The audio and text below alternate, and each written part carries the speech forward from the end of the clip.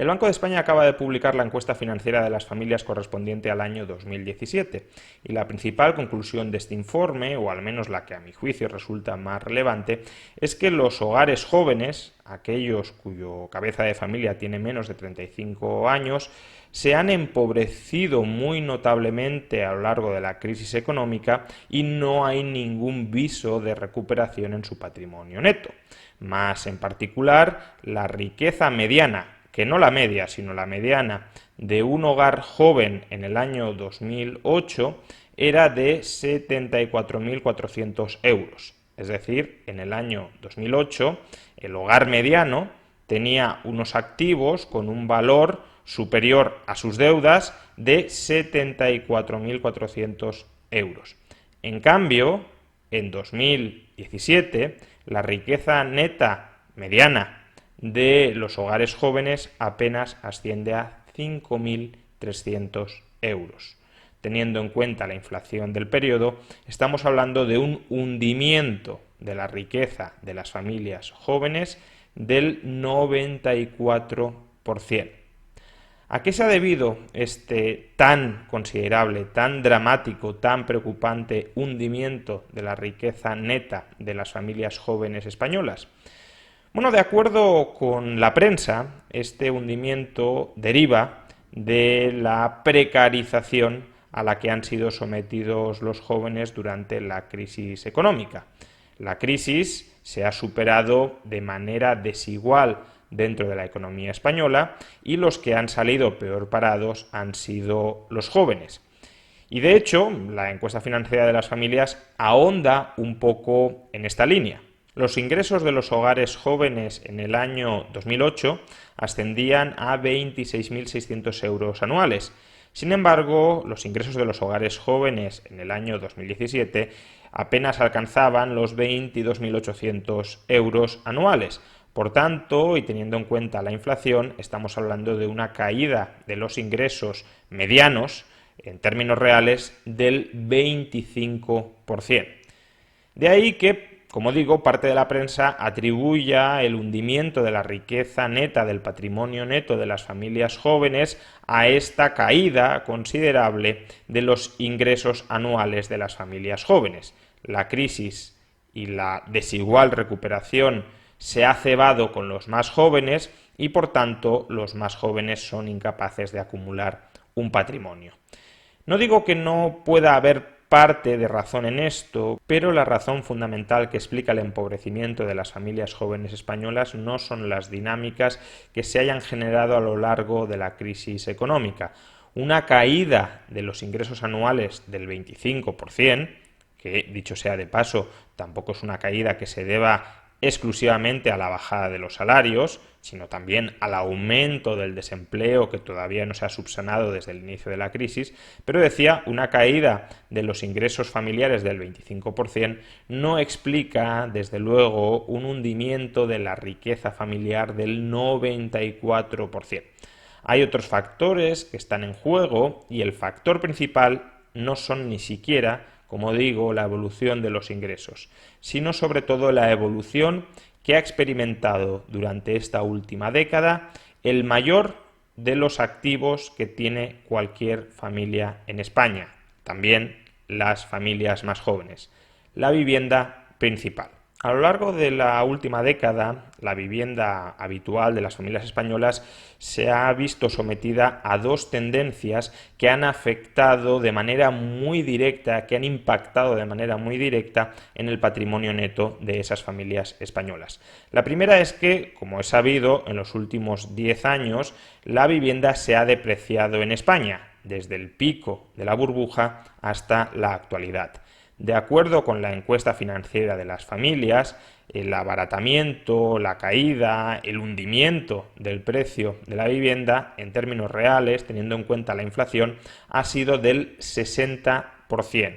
O dicho de otra manera, la vivienda mediana en España en el año 2017 tenía un valor un 60% inferior a la vivienda mediana en el año 2008. Conviene matizar, sin embargo, que esta cifra deriva de una limitación metodológica de la encuesta financiera de las familias. El valor que se atribuye en la encuesta a la vivienda no es el valor de mercado, no es el valor o el precio de transacciones que se hayan cerrado, sino que es el valor encuestado. Esto es, se les pregunta a las familias qué precio, qué valor consideras que tiene tu vivienda. En la medida en que en el año 2008 le atribuyeran un valor por encima del de mercado y hoy probablemente le estén atribuyendo un valor por debajo del de mercado, la caída del precio se acentúa artificialmente. No ha habido una caída de los precios de la vivienda, incluso después de la inflación, del 60% entre el año 2008 y el año 2017. La caída ha sido más bien cercana al 30-32%. Pero aún así, sí ha habido una depreciación del valor de las viviendas y por tanto las familias que tuvieran vivienda tienen un activo que es menos valioso hoy que en el año 2008. Pero la segunda de las tendencias que explica por qué la riqueza neta de las familias más jóvenes no despega o no se recupera con respecto a los niveles previos a la crisis es que el régimen de tenencia de vivienda ha cambiado muy sustancialmente. En el año 2008, el 66% de las familias jóvenes eran propietarias de una vivienda. Hoy este porcentaje asciende solo al 41%. Es verdad que en todas las franjas de edad se produce una caída en el régimen de tenencia de vivienda, pero esta es particularmente acusada, ya digo, entre las familias más jóvenes. Por tanto, si hay menos viviendas y más baratas, menos caras, en manos de las familias más jóvenes, y a su vez estas familias más jóvenes no han reemplazado este activo que ya no tienen por otros activos alternativos, y no lo han hecho, pues menos activos y menos valiosos, menos riqueza neta. Esta es la explicación fundamental de por qué las familias jóvenes son hoy más pobres de lo que lo eran en el año 2008, porque tienen menos viviendas y las viviendas que tienen son menos valiosas. Ahora, claro, la cuestión es por qué las familias jóvenes tienen hoy menos viviendas de las que tenían en el año 2008. Es decir, porque la densidad de la propiedad de la vivienda ha caído sustancialmente con respecto al año 2008. Una primera explicación, probablemente la más común, la más habitual y a mi juicio bastante equivocada, es que como los ingresos familiares se han reducido, la capacidad de las familias para comprar una vivienda se ha también reducido. En concreto, recordemos, los ingresos medianos de un hogar joven en el año 2008 eran de 22.600 euros. En el año 2017, en cambio, eran de 22.800 euros. Por tanto, si las familias ingresan menos, también tienen menor capacidad para comprar una vivienda. ¿Por qué considero que este argumento, que esta hipótesis es equivocada? Porque sí, los ingresos de las familias más jóvenes se han reducido a lo largo de la última década. Pero, como ya hemos mencionado, los precios de la vivienda también se han abaratado a lo largo de la última década. Y por tanto, para medir si las viviendas en cuanto a precio son hoy más o menos accesibles de lo que lo eran en el año 2008, hemos de poner en relación el precio de la vivienda con los ingresos familiares. Más en particular, en el año 2008, el precio mediano de una vivienda eran 180.000 euros. Y en cambio los ingresos familiares eran de 26.600 euros. Por tanto, estamos hablando de que para comprar una vivienda, la familia joven mediana tenía que destinar unos 6,7 años de sus ingresos familiares. En el año 2017, como hemos mencionado, los ingresos familiares han caído hasta 22.800 euros. Pero es que el valor mediano de una vivienda se ha reducido hasta 120.000 euros. De tal manera que el número de años que en términos medios hace falta para comprar una vivienda ha bajado de 6,7 en el año 2008 a 5,3. En cuanto a su precio, la vivienda es hoy más accesible de lo que lo era en el año 2008. Es cierto que, como hemos dicho antes, es muy probable que las valoraciones contenidas en la encuesta financiera de las familias estén sesgadas, estén medidas erróneamente, porque son valoraciones que derivan del propio juicio de las familias sondeadas. Sin embargo, aun cuando tomemos una depreciación de la vivienda no tan acusada como la que contiene la encuesta financiera de las familias, es decir, aun cuando consideremos que la caída nominal en el precio entre 2008 y 2017 ha sido de en torno al 20-25%, incluso en ese caso tendríamos un abaratamiento relativo de las viviendas en relación con los ingresos familiares, en concreto con una caída del 21%, los años que serían necesarios de ingresos medianos, jóvenes, para comprar una vivienda serían 6,3, por tanto por debajo de los 6,7 años que eran necesarios en el pico de la burbuja. Si las viviendas no se han vuelto más inaccesibles en cuanto a su precio, porque hoy las familias jóvenes tienen menos viviendas en propiedad que en el año 2008. Al respecto, se me ocurren al menos 3 hipótesis, aunque ya adelanto que la más relevante con diferencia de las 3, a mi juicio, es la tercera.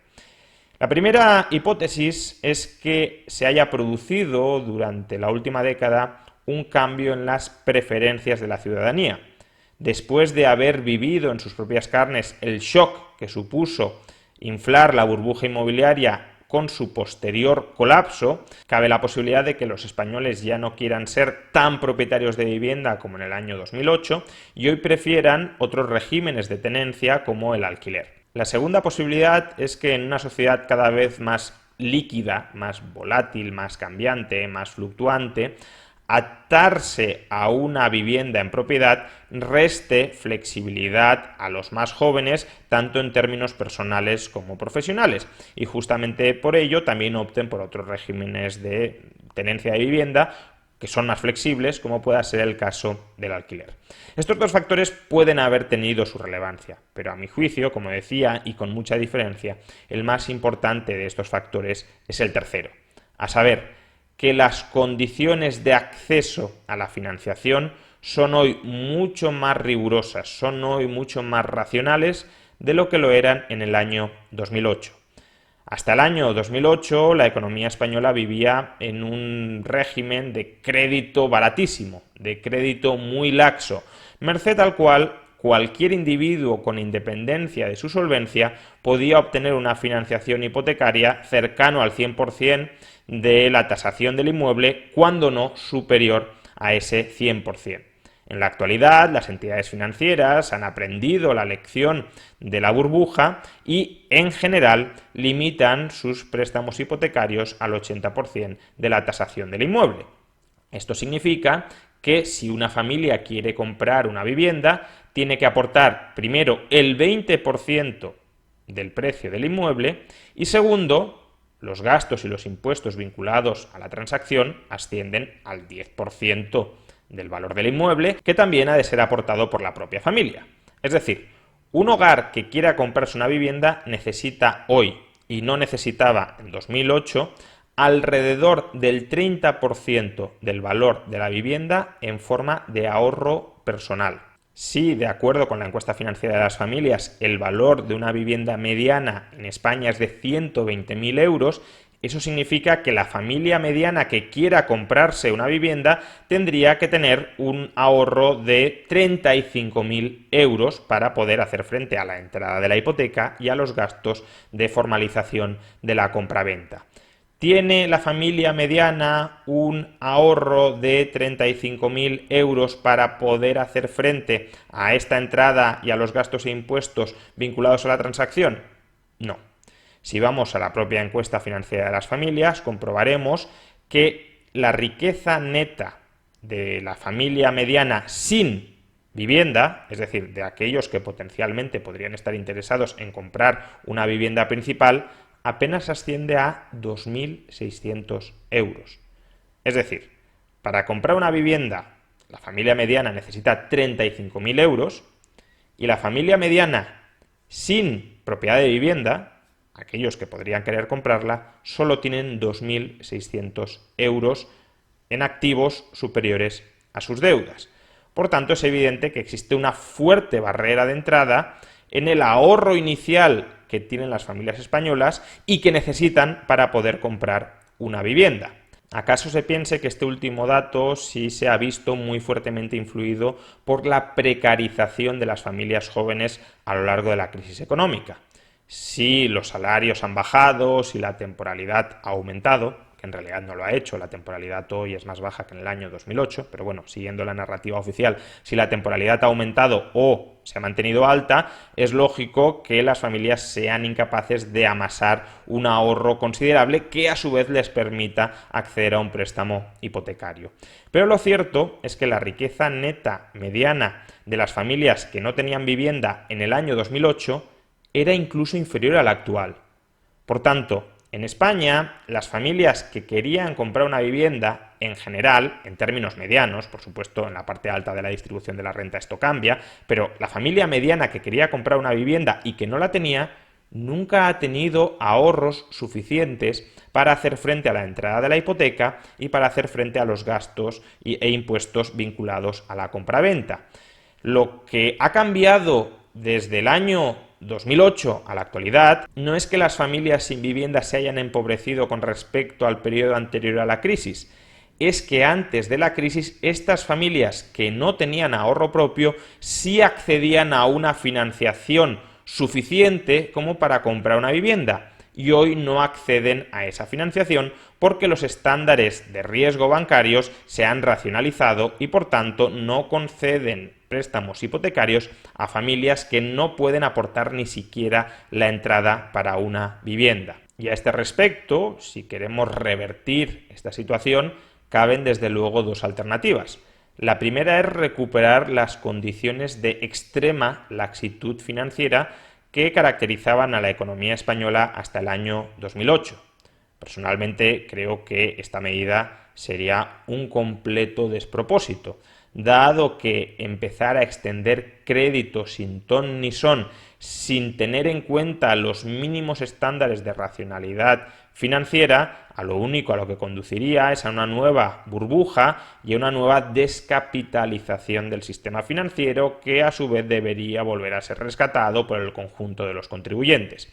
No parece, por tanto, que la mejor idea sea mantenernos en la situación actual y regar con crédito ultra barato, ultra laxo y ultra imprudente a la economía española. La segunda alternativa pasaría por lograr algo que no ha tenido la economía española al menos en los últimos 30 años, a saber, por un lado, abaratar las viviendas para que su precio sea más accesible en términos de la renta familiar de lo que lo es hoy, y para abaratar la vivienda necesitamos liberalizar la oferta para que ésta pueda aumentar muy sustancialmente.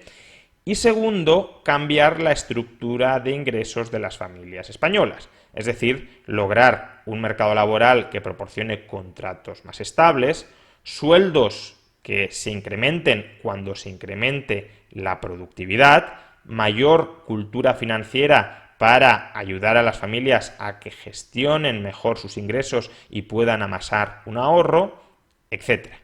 Es decir, se trataría de lograr, como he dicho, algo que la economía española no ha tenido en los últimos 30 años. No es que antes de la crisis no hubiese temporalidad, los sueldos fueran altos, las familias españolas fueran muy ahorradoras y con la crisis todo esto se haya perdido y como consecuencia de esta pérdida ahora las viviendas son inaccesibles. No. Antes de la crisis, en el año 2008 y antes del año 2008, la temporalidad era tan o más alta que la actual, los sueldos no eran tan distintos de los actuales y la cultura financiera de las familias españolas era tan baja como lo es hoy. Y por tanto, los ahorros que tenían las familias españolas eran incluso menores a los ahorros actuales. La diferencia, como he dicho, es que antes de la crisis, la banca, las cajas, otorgaban financiación en términos muy imprudentes a todo el mundo. Y esto sí ha cambiado con la crisis. Y si esto ha cambiado con la crisis y no queremos seguir las dinámicas que nos impone una sociedad con bajo ahorro para una parte de las familias y una vivienda cara con financiación restringida, y la dinámica es que habrá una parte de la población que no podrá tener acceso a la vivienda por falta de ahorro, por altos precios de la vivienda y por financiación bancaria racionalizada. Si no queremos que esta dinámica se consolide, que es la dinámica, insisto, en la que debería haber estado la economía española de no haber sido por la burbuja financiera que luego generó el desastre actual, si no queremos que esta dinámica se consolide, hay que cambiar elementos estructurales de la economía española que han estado con nosotros desde muy antes de la crisis.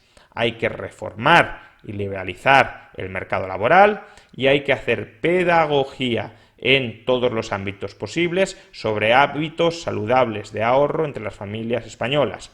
Con suelo liberalizado, con vivienda barata, con un mercado laboral que proporcione empleos estables, con salarios crecientes en la medida en que la inversión empresarial incremente la productividad de la economía, y con cultura financiera sí podremos avanzar hacia una generación de familias jóvenes que a su vez sean propietarias de vivienda. Sin todos estos elementos, la única forma de conseguir que las familias jóvenes vuelvan a ser propietarias de vivienda es con burbujismo financiero. Pero esta sería una alternativa devastadora para el conjunto de la sociedad.